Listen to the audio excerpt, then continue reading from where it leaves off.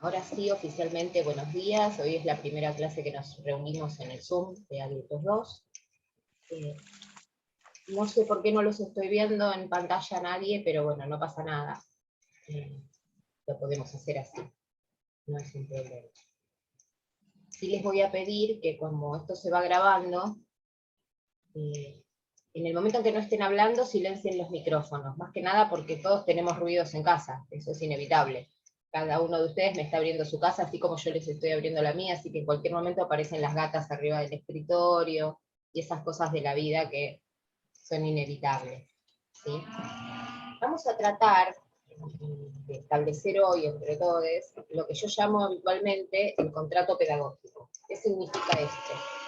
¿Cómo nos vamos a manejar para que la cursada sea lo mejor posible para todos? O sea, que todos puedan aprovechar esta materia, aprender, como digo yo, con alegría, porque aprender con tristeza y con sufrimiento ya aprendimos bastante en la vida y seguimos aprendiendo bastante en la vida fuera de la universidad, con lo cual la idea es que este sea un espacio donde lleguemos a construir el conocimiento desde la alegría de aprender algo nuevo, o la alegría de reformular algo que ya conocemos. Yo no sé si algunos de ustedes han tenido experiencia laboral con este tipo de pacientes, ya sea cuidándolos en el domicilio o en alguna institución como ayudantes de enfermería, o si hay algún auxiliar de enfermería en el grupo que haya trabajado alguna vez en áreas quirúrgicas. Todas las preguntas, comentarios, anécdotas, observaciones, dudas, todas van a ser comentarios, lecturas que ustedes hagan durante el cuatrimestre de noticias, de papers, de lo que les parezca interesante. Todos los aportes van a ser siempre bienvenidos y charlados, e inclusive si ustedes encuentran un paper o un artículo, lo que sea que les parezca interesante, lo podemos charlar, me lo pueden mandar como archivo en WhatsApp o al mail, lo leo, me fijo si realmente tiene validez científica, quiere decir si realmente muestra lo que dice mostrar, o prueba lo que quiere probar, y lo podemos incorporar y charlar. Es decir, que este es un espacio abierto. El Zoom de los jueves va a ser el Zoom de todo el cuatrimestre. ¿Sí? Durante todo lo que transcurra el cuatrimestre en su fase teórica, nos vamos a reunir los jueves a esta hora, salvo que alguien tenga algún problema muy puntual y se conecte más tarde. No pasa nada. Vuelvo a decirles lo mismo que dije y que va a quedar grabado después en la otra comisión. Yo no les voy a tomar lista del Zoom. No lo hacía antes de que la universidad tomara la decisión de no computar faltas si ustedes no se pueden conectar, y no lo haría tampoco ahora, y no suelo hacerlo tampoco en el aula. ¿Por qué tomo esta decisión? Porque me parece que ustedes pueden estudiar en su casa, en este momento de la no presencialidad, pueden estudiar en su casa sin ver un Zoom interactivo. Pueden ver las clases, pueden leer los trabajos, pueden leer del libro, pueden preguntarse entre ustedes. No considero que sea la condición para aprobar la materia que estén presentes en el Zoom. Por supuesto, este es un espacio para ustedes, donde vamos a ver los temas, donde vamos a charlar las dudas, donde me pueden preguntar antes de los exámenes, antes de los finales, antes de ir a la práctica, mantener el contacto. Es decir, que es un espacio que espero sea aprovechable. Yo lo considero la clase, además de las clases grabadas que ustedes van a recibir, que van a estar en el campus. Y de hecho, si ustedes hoy entran en campus, en el aula virtual de Adultos 2, Comisión B, tienen una clase grabada del año pasado. ¿Por qué se las dejé? Van a ver que está grabada en partes, porque el Zoom no me permite hacer más de 40 minutos, entonces está grabada en partes y con la participación de sus compañeros del año pasado. ¿Por qué les puse esa clase? Que también se las había mandado como sugerencia de repaso. Porque perdimos una semana de clase. Con la reinscripción a las materias, con el tema de las correlativas, que el sistema no permite las correlatividades, si ustedes no tienen la materia anterior aprobada, y en este caso ustedes no pueden tener aprobado Adultos 1, porque no pudieron ir a la práctica ni pudieron hacer el final. Por ende fue toda una complicación administrativa que nos hizo que una semana de clases no existe. Por ende, vamos a aprovechar también el tiempo con esa clase que es muy sencilla, es una clase de orientación, ¿sí?, a lo que es el espectro de la cirugía, y algunos temas de esa misma clase los vamos a ir viendo a partir de la clase que viene como refuerzo, no es que se van a quedar solo con eso. Pero yo los invito a que durante el fin de semana, tranquilos, la miren, tomen nota de las dudas. Lo mismo que digo siempre, lo vuelvo a repetir ahora, como que siento que me repito permanentemente, pero no importa.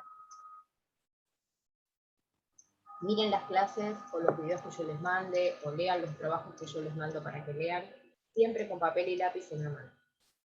Mi escritorio, si ustedes pudieran verlo, es un desborde de papeles siempre. Yo estudio con papeles. A ver, ¿cómo es que me pongo los auriculares?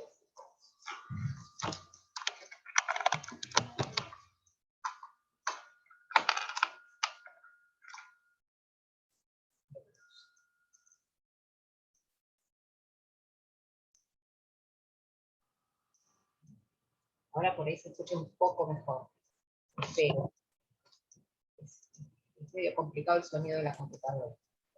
Sí, no sé si también alguien tiene un mic prendido que por ahí hace como interferencia, así que por favor apaguen los micrófonos todos. Gracias. Ya lo apagó la compañera. Ay, perfecto. Cualquier cosa me avisan.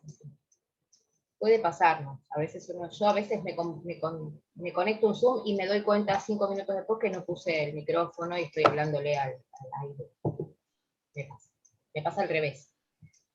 Les decía, traten de ver las clases, de leer, de estudiar, siempre con papel y lápiz al lado. La lectura y lo que están viendo en una clase, lo audiovisual de una clase, les va a disparar preguntas, les va a disparar ideas, que si uno quiere quedárselas en la cabeza mientras está viendo la clase, las clases grabadas, o esto mismo de las pantallas, es muy distractor. No es lo mismo que estar en clase. Ya lo han experimentado y ya lo saben. Uno intenta ser lo más didáctica posible, pero no es lo mismo que estar en clase, no es lo mismo retener información. Entonces, si ustedes tienen papel y lápiz al lado, y al momento que les surge algo lo anotan, después no van a decir, uy, ¿cómo no se lo pregunté? ¿Qué era lo que me había quedado dando vueltas que no me acuerdo? Porque todo esto que yo les cuento me ha pasado a mí. En esto de ir aprendiendo a manejarme en la virtualidad, cometí muchos errores también, no solo como docente, sino también como estudiante, porque yo sigo leyendo, sigo estudiando, sigo haciendo cosas, no es que esto terminó cuando me recibí, sépanlo, esto es una carrera que nos va a tener movilizados y estudiando toda la vida. Eso en relación con cómo nos vamos a manejar como clases. Yo los invito y las invito y les invito a que tengamos este espacio como un espacio cómplice, digo yo. Esto es como el aula, como el aula de clase, donde todo es válido, todas las discusiones son válidas, es válido que me interrumpan 1000 veces, no me importa cuando estoy dando clase, no me molesta, al contrario. Si voy hablando muy rápido, porque por ahí me pongo primera y termino pisando el acelerador y empiezo a hablar, y soy la típica neurótica que habla rápido, me dicen, Vero está yendo a 1000, para un poco, porque te seguimos y no pasa nada. Hay algo que también siempre digo y pongo en práctica. Esto es un equipo de trabajo entre ustedes y yo. De mi parte van a estar todas las opciones posibles para que el conocimiento les llegue trabajado de la manera más entendible. ¿Qué significa esto? Que mi tarea es sistematizar el conocimiento, leer muchas cosas, tener leídas muchas cosas, y tratar de hacer simple algo que es complejo. La ciencia siempre es compleja. Y los conceptos siempre son nuevos para ustedes, porque están estudiando, porque están empezando a familiarizarse con el lenguaje de la ciencia. Con la estructura de pensamiento que la ciencia implica. Es totalmente diferente a la forma conductista, autoritaria, arbitraria y enciclopedista que fueron recibiendo durante toda la primaria y la secundaria. Salvo honrosas excepciones. Yo tengo grandes maestros a quien agradecerles haberme enseñado a ver las cosas de otra manera, pero en general es la forma en la que nos educan. Aquí vamos a tratar de cambiar un poco eso y meternos un poco más profundamente en el pensamiento científico. Siempre nos vamos a estar pensando como los que y las que decidimos sobre el paciente. Esto es fundamental. Yo siempre les voy a pedir, sean los exámenes finales, parciales, o donde sea, que tomen decisiones. Que elijan qué van a hacer con ese paciente y lo justifiquen. Esto va para lo que en general pasa en la primera clase, que nadie se anima a preguntar, y que se rumorea después en los pasillos, pero acá no hay pasillo porque está cada uno en su casa, entonces lo vamos a usar este lugar de pasillo. ¿Cómo toma examen la Dubái? ¿Cómo toma examen la profesora Dubái? O sea, yo, haciéndolos pensar. El parcial va a ser un parcial intenso, domiciliario, porque obviamente estamos en la virtualidad, pero en general yo trato de que sea de esa manera, donde van a tener el acceso a todo el conocimiento bibliográfico al que hayamos arribado hasta el momento, no les tomo nada que no haya dado, o que no les haya pedido que ustedes estudien y tengan una guía o alguna puntualización para estudiar, que yo considere que lo pueden leer soles y que no pasa nada, ¿sí? Pero que de alguna manera va a ser tratado en clase, aunque sea a modo de vengan con sus preguntas y puntualizamos el tema. Va a ser un caso clínico en el cual van a tener que elegir qué hacer y justificar lo que hacen. Inclusive, justificar qué cosas más harían o qué cosas más preguntarían o qué cosas más indagarían sobre el paciente que tal vez no estén los datos de ese caso clínico, que se va a parecer a un caso real. Y en el hospital o en el sanatorio o en el lugar a donde ustedes se vayan a desarrollar, no van a tener todos los datos del paciente al alcance de la mano. Algunos los van a tener que ir a buscar. Y eso es lo que van a poner en el examen. Faltan datos de tal tema para la valoración, por ejemplo. ¿Por qué? Porque de esa manera yo me doy cuenta que ustedes tuvieron la capacidad criteriosa de decir, me falta esto, porque yo estudié que necesito este dato para poder hacer mejores cuidados seguros con mi paciente. Me van a escuchar hablar mucho de cuidados seguros. En cirugía es quizás el leitmotiv es hacer las cirugías más seguras, y cuando hablamos de hacer cirugías más seguras hablamos del pre, del intra y del post. Es decir, que ya los voy poniendo un poco en tema. No quiero que se me escape nada para que escucharles los detalles. Es decir que la profesora Dubái, o sea, yo, Vero, tomo examen de esa manera. No tomo examen, póngame la letrita chiquita del paper que le puse de lectura para tal tema, no tomo en los exámenes que me definan algo, salvo que yo me dé cuenta en un examen final oral que están equivocando el concepto. Entonces les voy a pedir que lo definan para que yo pueda entender si es un error de concepto o es un error de estudio. Pero no falta el mismo, ¿no?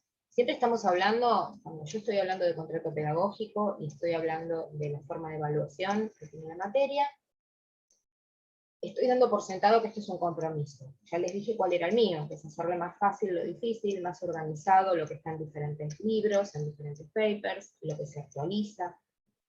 Hacer de este conocimiento científico, bajarle un cambio, si se quiere, en el lenguaje y llevarlo a algo un poco más coloquial, más ameno. Tratar de llevar sus dudas a algún modo de resolución. Sabemos que en ciencia hay fuerte asociación entre variables, no hay causa-efecto, por ende no todo tiene una explicación por sí o por no, no es binaria la ciencia a ese nivel. Ese es mi compromiso. El compromiso de ustedes es apoyarse en la silla y sentarse a estudiar. Eso es lo único que yo no puedo hacer por ustedes. Lo digo siempre. Parece mentira, parece que lo que estoy diciendo es una cosa absolutamente superficial y sonsa, pero la realidad es que a veces llegan a los exámenes sin haber estudiado, con lo cual digo, yo no puedo estudiar por ustedes, yo esto ya lo estudié. Lo básico de esto ya lo aprobé hace 300 años cuando me recibí de enfermera. ¿Sí? Y no le tenía mucho cariño a esta materia porque me parecía que en la época en que me la enseñaban a mí no me iba a servir para nada, y de hecho no me sirvió de mucho, porque en mi época se enseñaba técnicas quirúrgicas, instrumental, cosas que hoy maneja instrumentación quirúrgica y que nosotros no tenemos la menor injerencia. Aquí no vamos a hablar de cómo se opera un paciente. Aquí no vamos a hablar de qué pinzas se usan ni cómo es el procedimiento. En algunas cirugías vamos a ver alguna particularidad que haga que el quirúrgico y el prequirúrgico ameriten cuidados específicos, y vamos a hablar mucho de qué debemos saber en el pre para poder dilucidar lo que pasó en el intra y saber qué hacer en el post. Y vamos a trabajar mucho las cosas más importantes, las cosas que no podemos perder de vista en ninguna de las etapas de un paciente quirúrgico.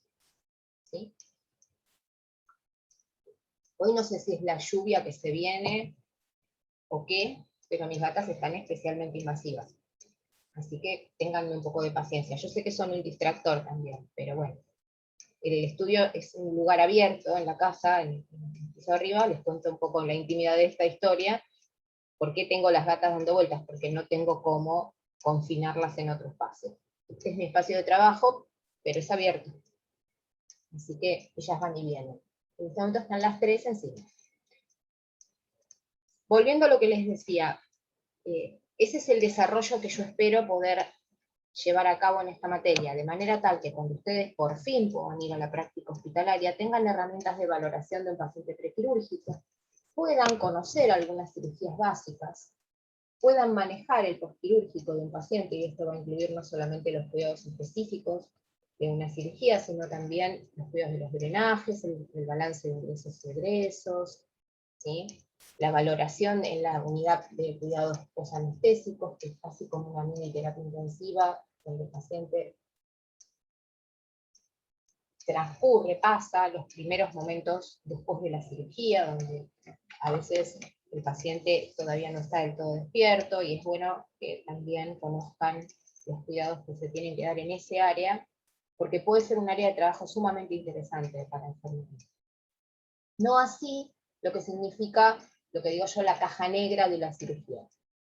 Es todo lo que pasa dentro del quirófano. La caja negra de los aviones, que es eso que se recupera cuando el avión se cae al agua, o se choca, o no sé. ¿Chocan los aviones? No, se caen. Bueno, por suerte poco. Terror para los que tengan pánico a volar. No hablemos de eso.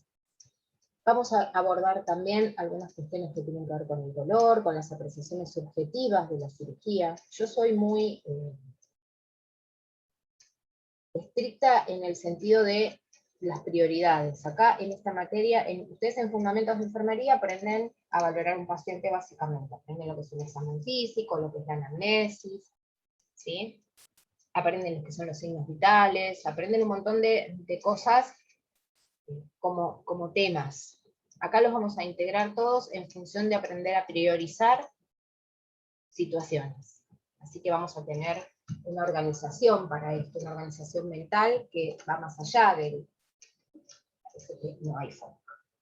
Que va, les decía, más allá de la valoración cefalocaudal. Vamos a utilizar otras formas de organizar y de priorizar la valoración que no anulan o no dejan de lado la valoración cefalocaudal, que es sumamente importante hacer, sino que la sistematizan de una manera prioritaria. Vamos a trabajar también con eso, vamos a trabajar con lo que se llaman listas de chequeo, checklist, vamos a trabajar con algoritmos de trabajo, con tablas, a veces que nos van diciendo qué parámetros están complicados frente a determinadas situaciones. Vamos a trabajar con valores de laboratorio, vamos a ir viendo cuáles son los que se tienen que acordar y cuáles son los que pueden tener en una aplicación del celular, escritos o como quieran. Pero algunos vamos a hacer hincapié y eso les voy a decir, esto ustedes lo tienen que saber. Son muy poquitos números, pero responden a una valoración intensiva del paciente. ¿Sí? Cuando digo intensiva me refiero bien puntual, bien intensa del paciente, no de terapia intensiva. Me van a escuchar a mí dar muchos ejemplos del trauma, porque es la situación que abarca más al paciente quirúrgico fuera del quirófano, ¿sí? Es a donde tenemos todas las complicaciones posibles, desde la necesidad de colocar un drenaje, hasta un sangrado, hasta una emergencia, hasta una alteración del estado de la conciencia. Es decir, que me van a escuchar hablar mucho de uno de mis primeros amores, que ha sido el trauma. Al trauma le debo la sistematización de los conceptos, y también al trauma le debo haber aprendido a actuar con firmeza, seguridad y controladamente en situaciones caóticas. Si puedo transmitirles un poco de esa organización, también voy a intentar hacerlo. La materia se va a cursar, acá tengo mis papelitos porque ustedes son la comisión B, se va a cursar todo el cuatrimestre los días jueves a las 9:30 de la mañana hasta el mediodía. ¿Sí? Algunos Zoom van a ser más largos, otros Zoom por ahí van a ser más cortos, va a depender del tema. Ustedes, como para que organicen sus mañanas y sus cursadas, sepan que el jueves a la mañana, salvo excepciones graves, que yo tenga alguna cuestión de la universidad que me obligue a no estar, y les deje algo grabado, y el encuentro va a ser este. Y a partir del día 9, no, estoy diciendo todo, hasta el día 23, o sea, hasta el lunes que viene nos vamos a encontrar también, tenemos una clase de esta materia. ¿Sí? Déjenme mirar un segundito el calendario. Así es. Es decir que nosotros nos vamos a reunir todos los jueves y el lunes que viene.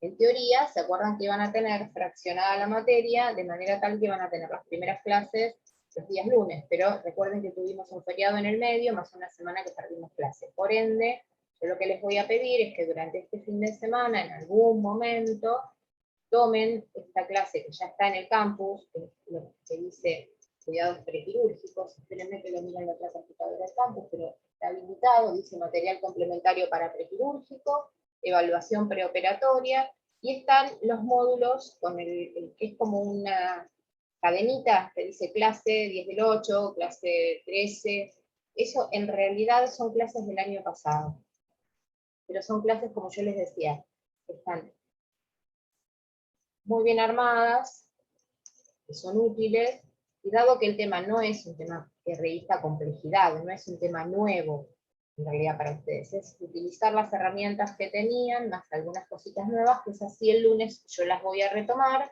y ahí las vamos a charlar en profundidad, acerca de la valoración de la vía aérea, qué cosas específicamente vamos a valorar en el prequirúrgico del paciente. ¿Sí? El resto es valoración cefalocaudal, y después es una sistematización a través del ABCD. No me quiero olvidar de nada de lo que tiene que ver con todas estas pautas, por si se corta y alguno de ustedes se tiene que retirar. Igual, de todos modos, hoy a la tarde, si puedo, en algún momento, esto mismo va a quedar en el aula virtual. También les dejé en el aula virtual habilitado un tópico de los que hay, que dice material para parcial domiciliario. En realidad, esto, en ese tópico que dice material para parcial domiciliario, es a donde yo les voy a ir poniendo todas las cosas que me parece que les van a servir para repasar, y como necesitaba ponerle un título, y no me parecía ponerle material solo para repaso, lo dejé puesto de esa manera, ¿sí?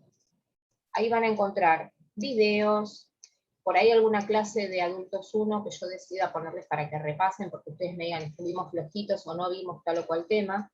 Entonces por ello les puedo poner una clase de adultos 1 ahí, y ustedes la pueden ver si quieren. Donde yo les pongo, esto es sumamente importante que lo entiendan,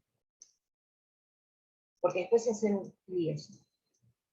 Bibliografía obligatoria y bibliografía complementaria. Bibliografía obligatoria, el Bruno, que lo vienen leyendo, que lo conocen, que lo manejan. No me pregunten a mí qué capítulos, porque no tengo la menor idea, porque yo no lo uso para estudiar. ¿Sí? Yo leo las actualizaciones de los temas que se publican en las revistas científicas para darles clases a ustedes. Entonces no sé qué página, qué capítulo, eso lo buscan ustedes. ¿Sí? Para eso andan dando vueltas por los grupos de WhatsApp la versión digitalizada, no hace falta que lo compren, no tengo ni la menor idea de lo que debe costar ese libro. ¿Por qué elegimos y seguimos sosteniendo ese libro? Porque la verdad es que no aparece algo mejor. Yo soy sincera, no encontré algo que sirva para darle continuidad a adultos 1 y adultos 2 y que pueda reunir la información y la versatilidad que tiene ese libro. es un histórico. Yo estudié con el Brunner. Allá, por el Paleozoico superior, cuando me recibí, estudié con el Brunner, en ese momento se llamaba enfermería médico-quirúrgica, como se llama el Brunner. A mí me gusta reemplazar el concepto enfermería médica por enfermería clínica. Porque clínica hacemos todos, todo el tiempo. Porque clínica es el conjunto de signos y síntomas que tiene el paciente, que no son solamente la semiología, sino que son además tomar decisiones y sacar conclusiones de estos signos y síntomas. Entonces, todo lo que yo les ponga en cualquier tópico del aula virtual, como en forma de artículos, videos que no son de mi clase, un link a una charla, un cuadro sinóptico, una foto, lo que a mí me parezca que les puede ayudar a entender el tema, es parte de la bibliografía complementaria. En cada clase es el libro Enfermería Médico-Quirúrgica de Brunner, el famoso Brunner, que lo deben haber, haber usado en Adultos 1 por ahí. Todo lo que yo les ponga no es que después les voy a tomar en el final, a ver, Juancito, quiero que me digas qué dice el artículo del acta costarricense de anestesiología en relación con la vía aérea difícil en el paciente obeso. Página 4, párrafo 5, versículo 8. No, no va a ser así. La idea es que todo el material complementario sea justamente eso. Algo que los ayude a entender la dificultad del tema a partir de decir, bueno, a ver, ¿de dónde saco más información? ¿Por qué? Porque Internet está lleno de cosas. Algunas tienen valor científico y otras no, ¿no? O sea, ya sabemos lo que pasa desde las fake news, que ya las aprendimos a identificar, hasta un artículo científico que no tiene revisor. Si no tiene revisor, yo puedo publicar que, no sé, el cáncer de mama se cura tomando sol. Y lo puedo publicar en Google y se va a publicar. Entonces, como no tenemos un espacio en este momento para aprender a buscar artículos científicos en esta instancia de su carrera, los voy buscando yo y se los voy sugiriendo. De todos modos, sepan que vamos a ir charlando también dónde pueden ir a buscar material complementario, dónde pueden leer con seguridad de que hay un grupo de investigadores que leen los trabajos y los aprueban o no antes de ser publicados, se llama referato, ¿sí? Así que no están solos tampoco en esto, y no estoy subestimando diciéndoles no vayan a leer nada de internet, porque no es así. Vamos a tratar de ver a dónde se puede ir o con qué herramientas podemos detectar si algo que dice querer probar determinada cosa realmente llega a buen término y lo hace. Para bien o para mal, para sí o para no. Esto en relación a la bibliografía. Entonces, la bibliografía obligatoria, el Brunner. La bibliografía complementaria, si alguien ya entendió perfectamente el tema y le cierra perfectamente, y le parece que con eso tiene para defender, entre comillas, su postura frente a un paciente, lo dejan de costado, o si les parece que lo que yo les di como bibliografía complementaria, en vez de ayudarlos a entender, les complica más la existencia, lo dejan y buscamos otra cosa, o no buscamos nada, si con lo que tienen es suficiente. ¿Por qué les dejo esto de material de medio interno? Porque van a necesitar manejar algunos valores del ionograma del paciente, líquidos y electrolitos. Acá vamos a hacer fuerte una impronta sobre el balance, sobre qué cosas salen de determinadas cavidades cuando hay un drenaje puesto. No es lo mismo tener una sonda nasogástrica abierta y perder líquido y electrolitos que tener una colostomía. Es un avenamiento del colon al exterior y perder heces al exterior con líquidos y electrolitos diferentes, con otro pH, con otra composición química, y la reposición de líquidos en el balance de ingresos y egresos de esos pacientes quirúrgicos va a ser totalmente diferente. Pero para que yo pueda hablarles justamente de balance y de reposición de líquidos y de evaluar qué viene, está drenando en determinada salida al exterior de una cavidad, que es un drenaje, ¿sí? La presencia de alguna conexión entre el interior del cuerpo y el exterior, necesito que ustedes repasen qué es el pH, qué es el NaTO2, qué es la PCO2, qué es el sodio, qué es el potasio, ¿sí? Qué es el bicarbonato, qué significa ser un buffer, por dónde se pierden, ¿sí? Y para eso, que ya lo han visto en Adultos 1, están los repasos donde dice material para parcial domiciliario. Puede ser que yo les ponga ahí algún artículo que me parezca interesante de cualquier tema que les pueda llegar a servir para abordar un caso clínico. Inclusive, algo que tenga generalidades, ¿sí? De la cirugía. Esto en relación con el parcial. Entonces, el parcial va a ser domiciliario, porque estamos fuera de la presencialidad, pero si estuviéramos en la presencialidad también lo sería. Va a ser grupal, ¿sí? Y acá vuelvo sobre algo que va a generar 277 millones de preguntas durante el cuatrimestre, por eso lo voy a decir ahora que quede grabado. Es un examen grupal de la comisión B. ¿Esto qué significa? Ustedes pueden, un jueves no pueden estar en el Zoom porque, no sé, tienen que llevar a la nona a vacunar, no pasa nada. Se fijan, combinan con sus compañeros que están en la comisión C, que también tienen Zoom 2 veces por semana ahora y después 1 vez por semana, y se vienen al Zoom de la comisión C. No pasa nada. Como yo no tomo lista, tener un estudiante más, 5 estudiantes más, 5 estudiantes menos, no me cambia la historia, ni se les cambia a ustedes. En pos de no perder clases, se pueden cruzar de Zoom. No pasa nada. Ni me tienen que avisar. No pasa nada. Ahora, vamos a poner esto entre comillas importante, ¿sí? Nos subrayamos con resaltador. El examen es de la comisión B. Es decir, no se pueden cruzar de comisión para rendir el parcial, ni para rendir el final, ni nada. Esto es como si estuvieran cursando en la facultad sentados en el aula. No pueden levantarse del parcial de la comisión B e irse al parcial de la comisión C. A nadie se le ocurriría. Bueno, con el parcial grupal pasa lo mismo.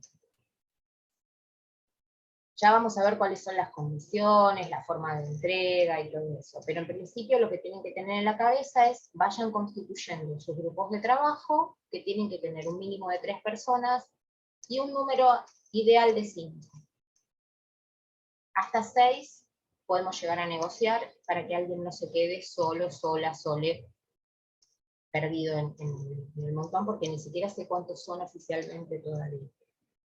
¿Por qué digo un mínimo de 3 y no un mínimo de 2? Un mínimo 2 es una pareja, no es un grupo. ¿Y por qué digo esto? Medio en chiste, medio en serio. Imagínense, enviudan.